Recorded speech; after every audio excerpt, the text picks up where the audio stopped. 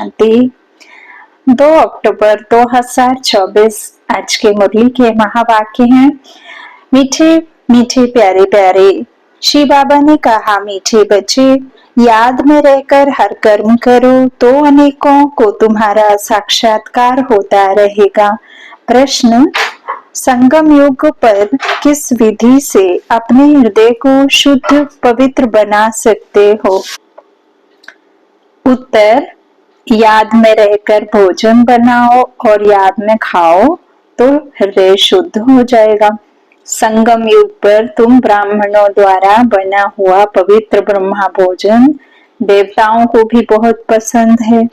जिनको ब्रह्मा भोजन का कदर रहता है वह थाली धोकर भी पी लेते हैं। महिमा भी बहुत है।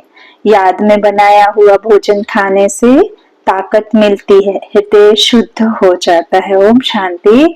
संगम पर ही बाप आते हैं। रोज बच्चों को कहना पड़ता है कि रूहानी बाप रूहानी बच्चों को समझा रहे हैं।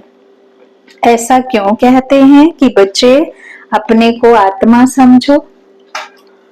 बच्चों को यह याद पड़े बरोबर बेहद का बाप है। आत्माओं को पढ़ाते हैं, सर्विस के लिए भिन्न भिन्न पॉइंट्स पर समझाते हैं। बच्चे कहते हैं सर्विस नहीं है, हम बाहर में सर्विस कैसे करें? बाप सर्विस की युक्तियां तो बहुत ही सहज बतलाते हैं। चित्र हाथ में हो, रघुनाथ का काला चित्र भी हो, गोरा भी हो, श्री कृष्ण का व श्री नारायण का चित्र गोरा भी हो, काला भी हो, भले छोटे चित्र ही हो।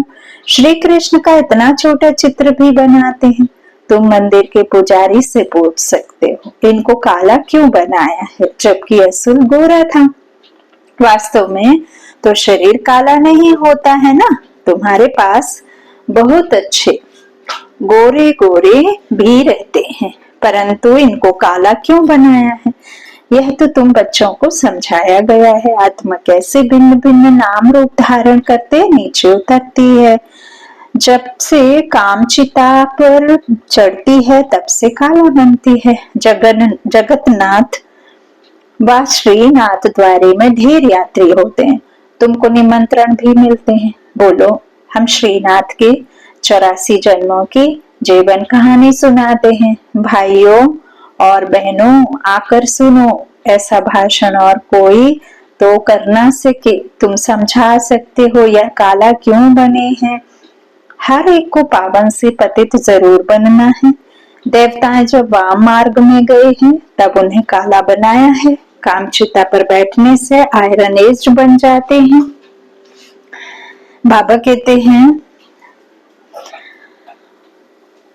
आयरन एज बन जाते हैं कामचिता पर बैठ। आयरन का कलर काला होता है, सोने का गोल्डन। उनको कहेंगे गोरे। वही फिर 84 जन्मों के बाद काले बनते हैं। सीढ़ी का चित्र भी जरूर हाथ में हो, सीढ़ी भी बड़ी हो तो कोई भी दूर से देख सकेंगे अच्छी रीति। सीढ़ी भी बड़ी हो तो कोई भी दूर से देख सकेंगे अच्छी रीति। और तुम समझाएंगे कि भारत की यह गति है, लिखा हुआ भी है उत्थान और पतन। बच्चों को सर्विस का बहुत शौक होना चाहिए। समझाना है यह दुनिया का चक्र कैसे फिरता है। Golden age, silver age, copper age, फिर यह पुरुषोत्तम संगम युग भी दिखाना है। भल बहुत चित्र नहीं उठाओ, सीढ़ी का चित्र तो मुख्य है भारत के लिए। तुम समझा सकते हो। अब फिर से पतित से पावन तुम कैसे बन सकते हो? पतित पावन तो एक ही बाप है। उनको याद करने से सेकंड में जीवन मुक्ति मिलती है। तुम बच्चों में यह सारा ज्ञान है, बाकी तो सब अज्ञान नींद में सोए हुए हैं। भारत ज्ञान में था तो बहुत धनवान था। अभी भारत अज्ञान में है तो कितना कंगाल है। ज्ञानी मनुष्य और अज्ञानी मनुष्य होते हैं ना। देवी देवता और मनुष्य तो नामी ग्रामी है। देवताएं सतयुग त्रेता में, मनुष्य द्वापर कलयुग में। बच्चों की बुद्धि में सदैव रहना चाहिए सर्विस कैसे करें, वह भी बाप समझाते रहते हैं। सीढ़ी का चित्र समझाने के लिए बहुत अच्छा है। बाप कहते हैं गृहस्थ व्यवहार में रहो, शरीर निर्वाह के लिए धंधा आदि तो करना ही है। बाबा कहते जिस्मानी विद्या भी पढ़नी है, नहीं तो शरीर निर्वाह अर्थ नौकरी कैसे मिलेगी, है ना। और बाबा की सर्विस से तुम्हारा कल्याण है। औरों को अज्ञान नींद से जगाने का, बाबा की सेवाधारी बच्चे बनने का, बाबा कहते ना खुदा ने खिदमत करने का मौका दिया है। अज्ञान नींद में सोए हुए बच्चों को जगाना है, असली बाप का, असली घर का, सुख धाम का, मुक्ति धाम दिखाना है ना। तो बाबा कहते इस तरह से इसमें कल्याण है। लेकिन हद का भी तो पढ़ना है, शरीर निर्वाह अर्थ जिस्मानी विद्या भी पढ़नी। बाकी जो टाइम मिले तो सर्विस के लिए ख्याल करना चाहिए। हम औरों का कल्याण कैसे करें, यहाँ तो तुम बहुतों का कल्याण नहीं कर सकते हो। अब बाबा कहते कहाँ नहीं कर सकते हो बहुतों का कल्याण, बच्चे समर्पित हैं वो तो बैठते हैं, है ना। या तो सेंटर्स में रहेंगे या ब्रह्मा बाबा के पास, सॉरी अपने मधुबन में रहेंगे। तो बाबा कहते हैं इनके पास में तो संबंध संपर्क में वही आएंगे जो सेंटर पर मुरली सुनने आएंगे, है ना। लेकिन जो गृहस्थ में और नौकरी में हैं उनके संबंध संपर्क में तो बहुत आएंगे। तो तुम्हारा ये सेवा करने का ख्याल चलना चाहिए, हम औरों का कल्याण कैसे करें, है ना। तो बाबा कहते हैं यहाँ तो आते ही हो बाप की मुरली सुनने, इसमें ही जादू है। बाप को जादूगर कहते हैं ना, गाते भी हैं मुरली तेरी में है जादू। तुम्हारे मुख से जो मुरली बजती है उसमें जादू है। मनुष्य से देवता बन जाते हैं, ऐसा कोई जादूगर होता नहीं सिवाय बाप के। गायन भी है मनुष्य से देवता किए करत न लागे बार। पुरानी दुनिया से नई दुनिया होनी जरूर है, पुराने का विनाश भी जरूर होना है। इस समय तुम राजयोग सीखते हो तो जरूर राजा भी बनना है। अभी तुम बच्चे समझते हो 84 जन्मों के बाद फिर पहला नंबर जन्म चाहिए, क्योंकि वर्ल्ड की हिस्ट्री ज्योग्राफी रिपीट होती है। सतयुग त्रेता जो भी होकर गया है सो भी रिपीट होना है जरूर। तुम यहाँ बैठे हो तो भी बुद्धि में यह याद करना है कि हम वापस जाते हैं, फिर सतो प्रधान देवी देवता बनते हैं, उनको देवता कहा जाता है। अभी मनुष्यों में दैवी गुण नहीं है। तो सर्विस तुम कहाँ भी कर सकते हो, कितना भी धंधा आदि हो, गृहस्थ व्यवहार में रहते भी कमाई करते रहना है। ये बेहद की कमाई है, कल्याणकारी है। इसमें मुख्य बात है पवित्रता की। प्योरिटी है तो पीस प्रॉस्पेरिटी है। कंप्लीट प्योर बन गए तो फिर यहाँ नहीं रह सकते, क्योंकि हमको शांति धाम जरूर जाना है। आत्मा प्योर बन गई तो फिर आत्मा को इस शरीर के साथ नहीं रहना है, यह तो इम्प्योर है ना। 5 तत्व ही इम्प्योर हैं, शरीर भी इनसे ही बनता है। इनको मिट्टी का पुतला कहा जाता है।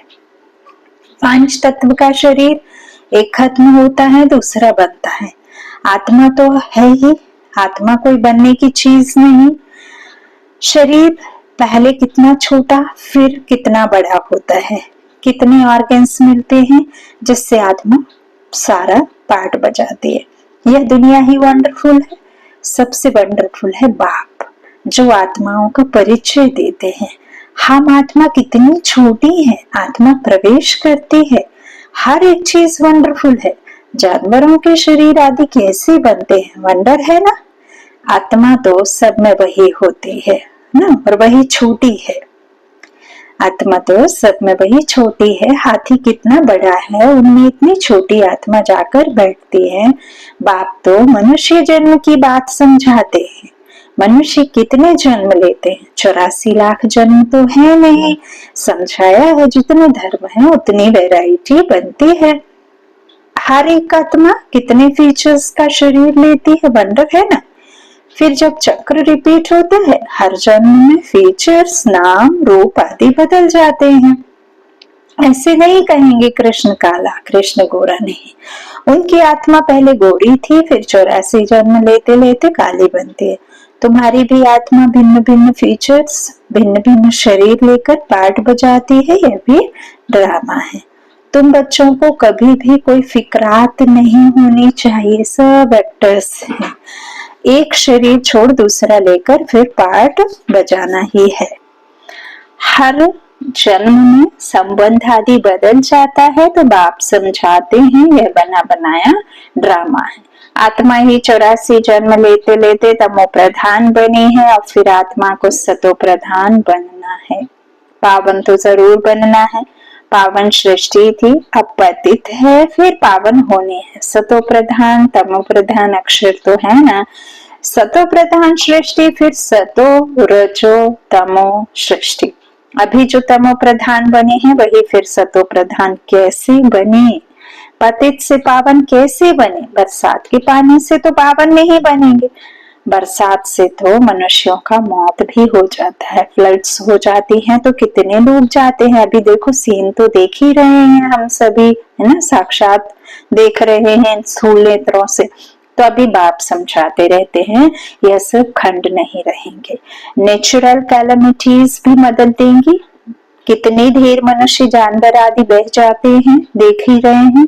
ऐसे नहीं कि पानी से पावन बन जाते हैं, वह तो शरीर चला जाता है। शरीरों को तो पतित से पावन नहीं बनना है, पावन बनना है आत्मा को। सो पतित पावन तो एक बाप है। भल वह जगत गुरु कहलाते हैं, परंतु गुरु का तो काम है सदगति देना। वह तो एक ही बाप सदगति दाता है। बाप सतगुरु भी, सतगुरु ही सदगति देते हैं। बाप समझाते तो बहुत रहते हैं, यह भी सुनते हैं ना। गुरु लोग भी बाजू में शिष्य को बिठाते हैं सिखलाने के लिए, तो यह भी उनके बाजू में बैठता है। ब्रह्मा बाबा कहाँ बैठते हैं? बाजू में बैठते हैं ना शिव बाबा के, क्योंकि ये भी सीखने वाले हैं। तो बाप समझाते हैं तो यह भी समझाते होंगे ना, इसलिए गुरु ब्रह्मा नंबर 1 में जाता है। शंकर के लिए तो कहते हैं आंख खोलने से भस्म कर देते, फिर उनको तो गुरु नहीं कहा जाए। फिर भी बाप कहते हैं बच्चों मामे कम याद करो। कई बच्चे कहते हैं इतने धंधे धोरी की फिक्रात में रहते, हम अपने को आत्मा समझ बाप को कैसे याद करें। बाप समझाते हैं भक्ति मार्ग में भी तुम हे ईश्वर हे भगवान कह याद करते हो ना। याद तब करते हो जब कोई दुख होता है। मरने समय भी कहते हैं राम राम बोलो। वह संस्थाएं हैं जो राम नाम का दान देती हैं। जैसे तुम ज्ञान का दान देते हो, वह फिर कहते राम बोलो राम बोलो। तुम भी कहते हो शिव बाबा को याद करो, वह तो शिव को जानते ही नहीं, ऐसे राम राम कह देते हैं। अब यह भी क्यों कहते हैं कि राम कहो, जबकि परमात्मा सब में है। बाप बैठ समझाते हैं राम व कृष्ण को परमात्मा नहीं कहा जाता, उन्हें देवता कहा जाता है। वो परमात्मा की रचना है, ना कि वो रचता है। तो बाबा कहते हैं रचता तो मैं ही हूँ, जो संसार सृष्टि रचता है ना। तो उन्हें देवता कहा जाता है। उनकी भी कलाएं कम होती जाती हैं। हर चीज की कला कम तो होती ही है।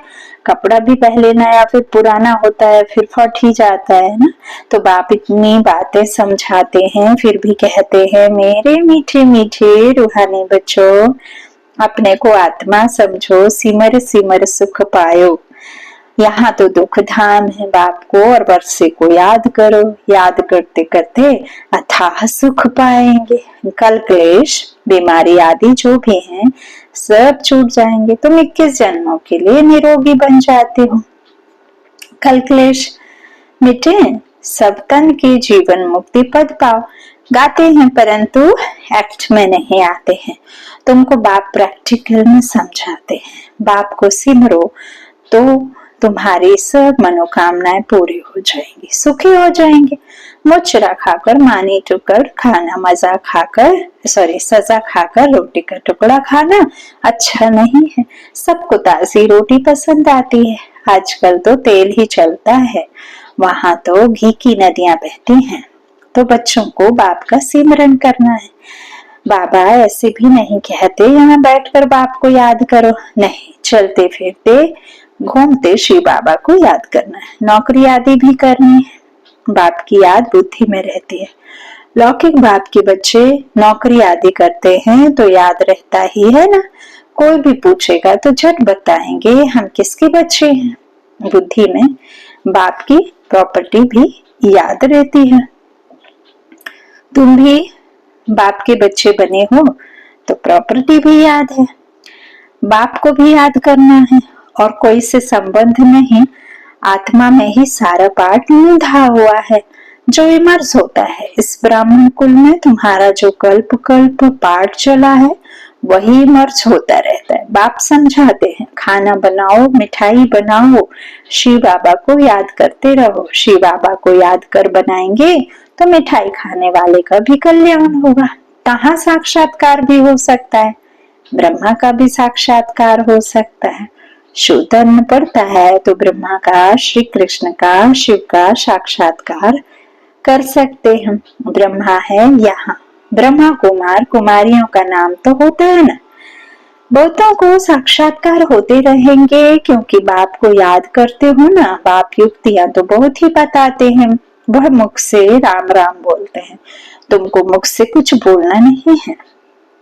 जैसे वह लोग समझते हैं गुरु नानक को भोग लगा रहे हैं, तुम भी समझते हो हम शिव बाबा को भोग लगाने के लिए ये बनाते हैं। शिव बाबा को याद करते बनाएंगे तो बहुतों का कल्याण हो सकता है। उस भोजन में ताकत हो जाती है, इसलिए बाबा भोजन बनाने वालों को भी कहते हैं शिव बाबा को याद कर बनाते हो। पूछते हैं बाबा बनाते हो, लिखा हुआ भी है शिव बाबा याद है। याद में रहकर बनाएंगे तो खाने वालों को भी ताकत मिलेगी, हृदय शुद्ध होगा। ब्रह्मा भोजन का गायन भी है ना, ब्राह्मणों का बनाया हुआ भोजन देवताएं भी पसंद करते हैं, यह भी शास्त्रों में है। ब्राह्मणों का भोजन बनाया हुआ खाने से बुद्धि शुद्ध हो जाती है, ताकत रहती है। ब्रह्मा भोजन की बहुत महिमा है। ब्रह्मा भोजन का जिनको कदर रहता है थाली धोकर भी पी लेते हैं, बहुत ऊंच समझते। भोजन बिगड़ तो रह ना सके, फैमन में भोजन बिगड़ मर जाते हैं। आत्मा ही भोजन खाती है, इन ऑर्गन्स द्वारा स्वाद पह लेती है। अच्छा बुरा आत्मा ने कहा ना, यह बहुत स्वादिष्ट है, ताकत वाला है, आगे चल जैसे तुम उन्नति को पाते रहेंगे वैसे भोजन भी तुमको ऐसा मिलता रहेगा। इसलिए बच्चों को कहते हैं शिव बाबा को याद कर भोजन बनाओ। बाप जो समझाते हैं उसको अमल में लाना चाहिए ना।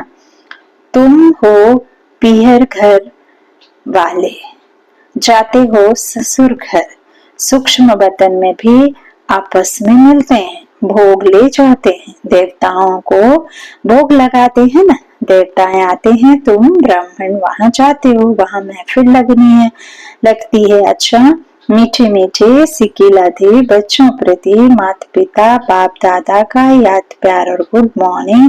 रूहानी बाप की रूहानी बच्चों को नमस्ते। हम रूहानी बच्चों की रूहानी माता पिता बाप दादा को याद प्यार और गुड मॉर्निंग। शुक्रिया बाबा, शुक्रिया। धारणा के लिए मुख्य सार, पहला बाबा ने कहा किसी भी बात की फिक्रात नहीं करनी है क्योंकि यह ड्रामा बिल्कुल एक्यूरेट बना हुआ है। सभी एक्टर्स इसमें अपना अपना पार्ट बजा रहे हैं। दूसरा जीवन मुक्त पद पाने व सदा सुखी बनने के लिए अंदर में एक बाप का ही सिमरन करना है, मुख से कुछ भी बोलना नहीं है। भोजन बनाते व खाते समय बाप की याद में जरूर रहना है। वरदान, स्वार्थ, ईर्ष्या और चिड़चिड़ेपन से मुक्त रहने वाले, क्रोध मुक्त भव। कोई भी विचार भले तो सेवा के लिए स्वयं को ऑफर करो, लेकिन विचार के पीछे उस विचार को इच्छा के रूप में बदली नहीं करो। जब संकल्प इच्छा के रूप में बदलता है तब चिड़चिड़ापन आता है और फिर पूरा नहीं होता है ना, तो चिड़चिड़ा जाते। लेकिन निस्वार्थ होकर विचार दो, स्वार्थ रख कर नहीं, मैंने कहा तो होना ही चाहिए यह नहीं सोचो। ऑफर करो, क्यों क्या मैं नहीं जाऊं, क्या क्यों में नहीं आओ, नहीं तो ईर्ष्या घृणा एक एक साथी आते हैं। ये सब साथी है ना, तो बाबा कहते हैं ऑफर करो, क्यों क्या मैं नहीं आऊं, नहीं तो ईर्ष्या घृणा एक एक साथी आते हैं। स्वार्थ या ईर्ष्या के कारण भी क्रोध पैदा होता है, अब इससे भी मुक्त बनो, है ना। जो भी ये बाबा कहते स्वार्थ या ईर्ष्या के कारण भी क्रोध होता है ना, तो अब इसमें भी आपको क्या करना है, मुक्त बनना है। तो अब इससे मुक्त बनो। स्लोगन शांति दूत बन सबको शांति देना, यही आपका ऑक्यूपेशन है। शांति दूत बन सबको शांति देना, यही आपका ऑक्यूपेशन है। अच्छा, ओम शांति।